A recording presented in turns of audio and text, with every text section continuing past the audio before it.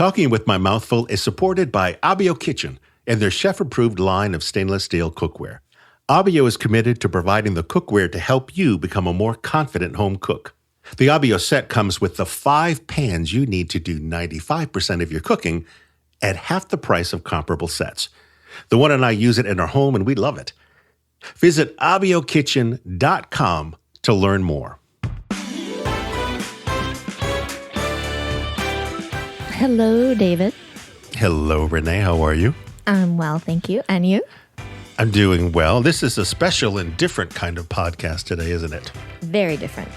Yes, we put out a call to our readers and listeners for us to answer your questions, calm your qualms, and fix your quagmires. And boy, did we get a lot of them, right, Renee? We did. That's a lot of alliteration, too. Yes, that's true. We're going to answer just about 10 or so today, but keep the questions coming. We love them. And in the future, you may actually be on the show with us. But for today, Adam, our engineer /producer /couples therapist. David, how's that make you feel? We'll be asking them for you in absentia. Hey, Adam. Hey, Adam. Hey, guys. So after all these years, and what is it, 22? Yeah, it's 22. 22, yeah. All right, so 22 years. In 22 years, what have you learned about people and their questions? Oh, lots of things. Starting with never assume people know what you mean. Yeah, and always start from a blank slate, like a tabula rasa. And I'll tell you this story. This is way before you ever joined, Renee. Years ago, this woman wrote me, and she said, I have creamed the butter and sugar. They're in the bowl, and I've poured all the cream in. What do I do? Oh. Right? Now, that makes sense. Cream the butter and sugar. Of course, there was no cream in the ingredients list. And this other one I thought was very interesting. A person wrote in and said, I've separated the eggs, so I have them in 2 spots on the counter. What do I do with them? Oh, social distancing. Hey, you, get away from me. With our eggs, Yes. right? And another person wrote in and says, Another person wrote in and said, I only have salted butter. How do I get the salt out of the butter? Oh, that dear sweet soul. Right? And the thing is, you just have to assume people have no knowledge of cooking when they ask questions, and you have to start that basic. So that's what I think I have learned. So we always try to teach people from the basics up. Absolutely. Meet everyone where they're at. Exactly. Now, Adam, I know you have a question of your own to ask, right? Yes, and with me, you don't have to assume. I'll just tell you. I know 0. I love Nothing. not having to assume anything. So tell away, what is it? All right. What I'm having trouble with is my starter, after about day 4 or so, seems to keep sizzling out. Oh, okay. The first couple of days, I'm seeing it rise. I see plenty of bubbles. It looks good. And then it just sort of stops. And this is, I want to say, 3 or 4 attempts. And after 7 to 10 days or so, it just sort of stops after day 4. So what do I got to do here? So even after day 4 and you're changing and adding new flour and new water, it's not going anywhere. Yeah, it's been the same every time. Wow. How much starter are you leaving in? This last time I've been leaving in about 20 grams. I have previously left in up to about 50 grams. Okay. Now, I recently have changed my formula for starter.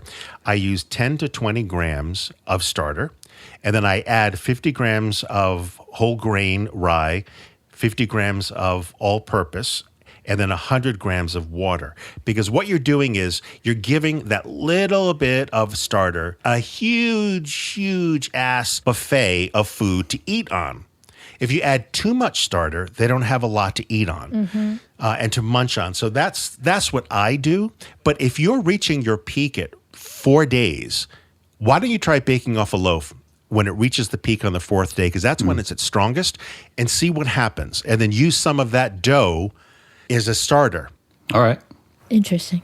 See what happens. Let me know. Let me know in the next episode of Talking with My Mouthful Bread Edition. There is another related sourdough starter question. This is from Elizabeth.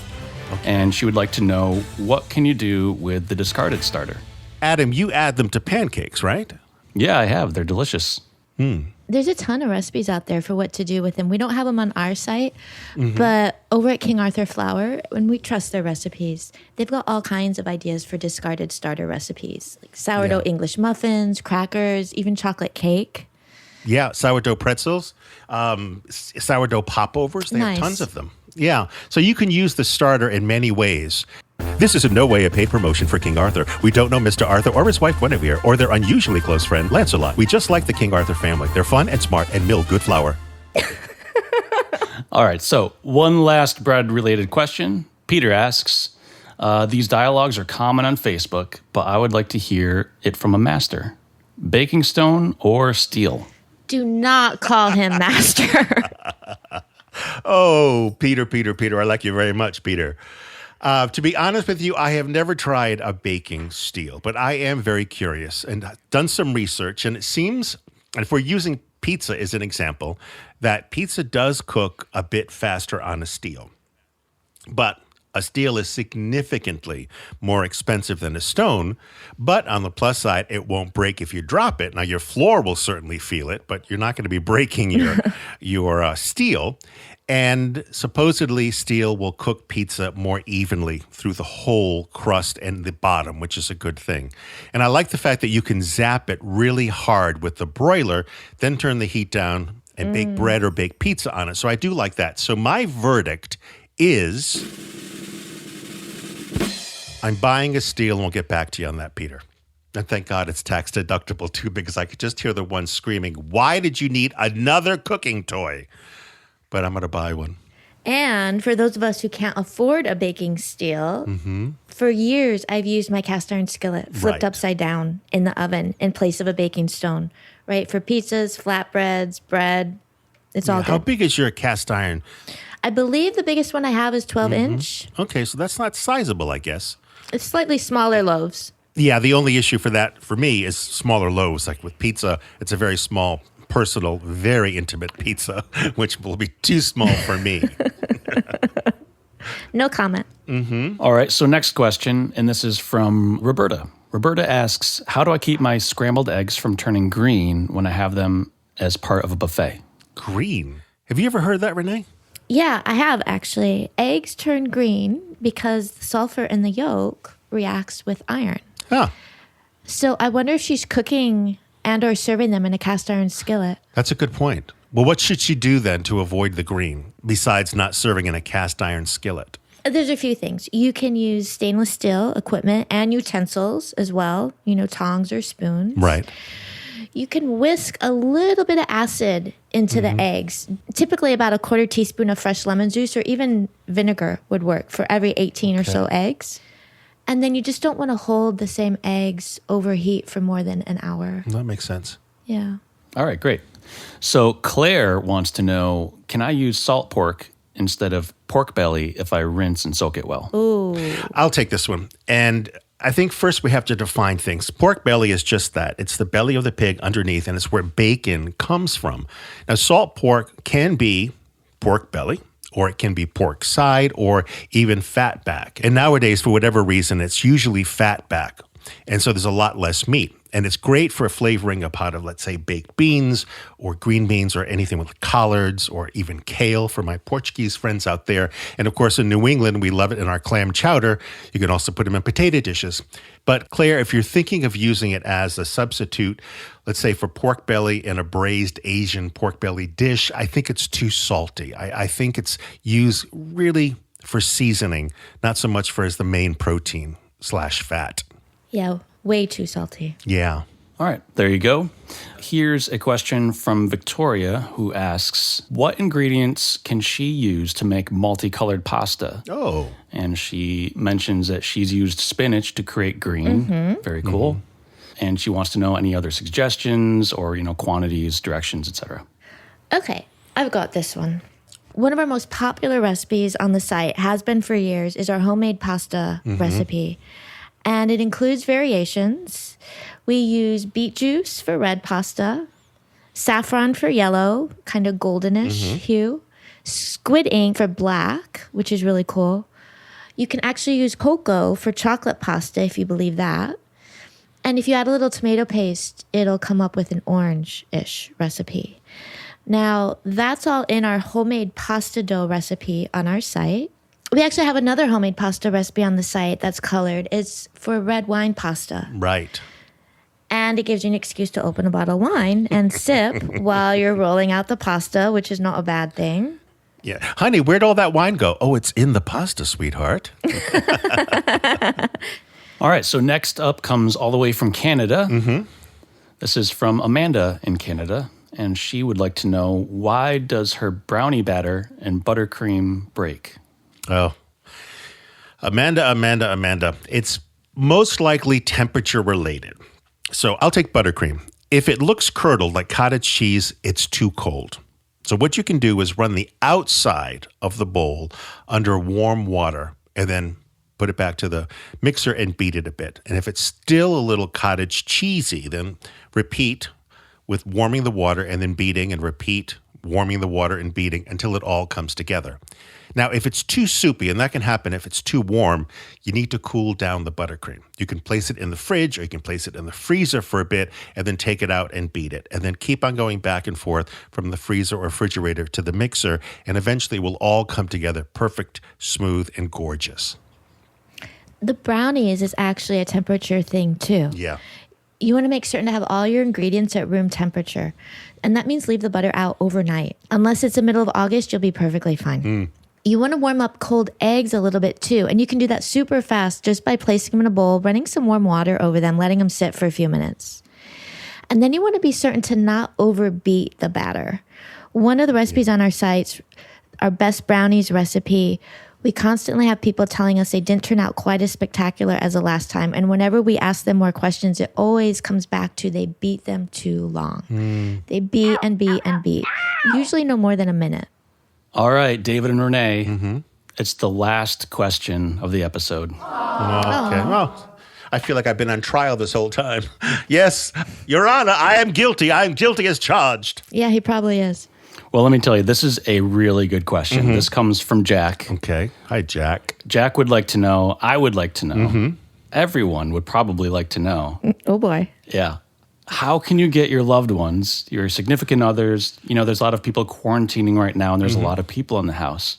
How do you get everyone to help out with the endless stream of dishes? That's easy. Threaten divorce or murder. That's all. That's so passive-aggressive, David. Yeah, but that's so me. But think about it. You threaten divorce, you threaten murder, people will snap to it. It's your turn. No, your turn. Got it. Adam, thanks again for being our stand-in inquisitor for all of our readers' questions, qualms, and quagmires.